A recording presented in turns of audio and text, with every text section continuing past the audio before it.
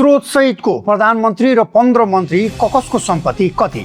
नेपालमा प्रधानमन्त्री सहित मन्त्रीहरूको सम्पत्ति विवरण सार्वजनिक भएको छ, जसले अहिले राजनीतिक वृत्तदेखि सर्वसाधारणसम्म ठूलो चर्चा बटुलेको छ। प्रधानमन्त्री बालेन्द्र शाहले आफ्नो बैंक खातामा करिब 1 करोड 46 लाख रुपियाँ रहेको खुलाएका छन्।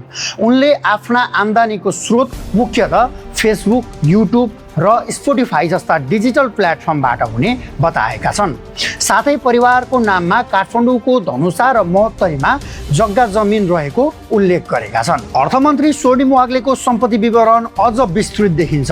विभिन्न जिल्लामा घर, अपार्टमेन्ट र जग्गा रहेका छन् भने बैंकमा करिब 1 करोड 10 लाख रुपियाँ मौजदात रहेको छ।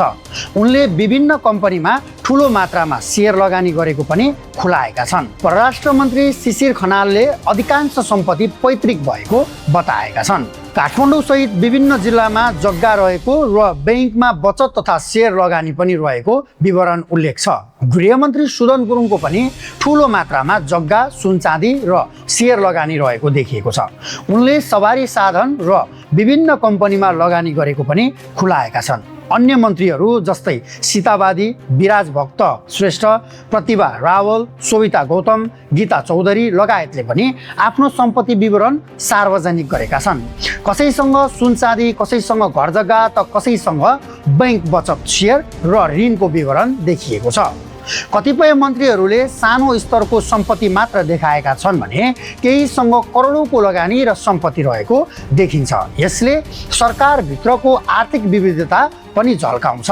समग्रमा यो कदमलाई पारदर्शी र सुशासनतर्फको सकारात्मक प्रयासका रूपमा हेरिएको छ। अब प्रश्न उठेको छ के यस्तो विवरणले जनविश्वास बढाउन सक्छन् र भविष्यमा यसले भ्रष्टाचार नियन्त्रणमा कतिको भूमिका खेल्ला? अब सबैको ध्यान यही केन्द्रित छ। सार्वजनिक गरिएको यो विवरण कति प्रभावकारी रूपमा कार्यान्वयन र निगरानी हुन्छ त्यो हेर्न भने बाँकी नै छ।